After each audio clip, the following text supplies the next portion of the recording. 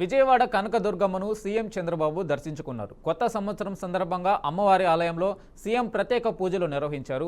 ప్రజలకు ఆదాయం, ఆరోగ్యం, ఆనందం ఇవ్వాలని అమ్మవారిని మొక్కుకున్నట్లు చంద్రబాబు తెలిపారు. కొత్త ఏడాది అందరికీ మంచి భవిష్యత్తు ఉండాలని ఆకాంక్షించారు. ఈ సందర్భంగా సీఎం చంద్రబాబుకు ఆలయ ఈవో టీటీడీ క్యాలెండర్ డైరీని అందించారు. సంవత్సరంలో ఆంధ్ర రాష్ట్రంలో అందరూ కూడా ఆనందంగా ఉండే విధంగా దుర్గమ్మ తల్లి ఆశీర్వదిస్తా ఉంది. ఇది చాలా సంతోషం. ఇలాంటి కార్యక్రమాలు చూసినప్పుడు ఏదైతే ప్రజలందరూ ఉన్నారో వాళ్ళందరినీ ఆరోగ్యపరంగా, ఆనందంగా, ఆదాయాన్ని పెంచుతూ అందరినీ సుఖ సంతోషాల్లో పెట్టాలనే ఆలోచనతో ముందుకు పోతున్నాం. ఈరోజు చిన్న పిల్లల్లో కూడా బ్రహ్మాండమైన స్ఫూర్తి ఉంది.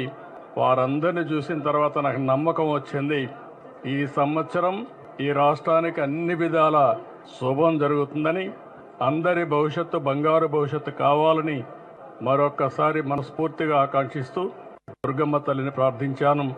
ఈ సంవత్సరం నుంచి తెలుగు వారికి అన్ని జయాలే ఉండాలని మనస్ఫూర్తిగా ఆకాంక్షిస్తూ మరొక్కసారి అందరికి అభినందనలు, ధన్యవాదాలు, శుభాకాంక్షలు. Thank you.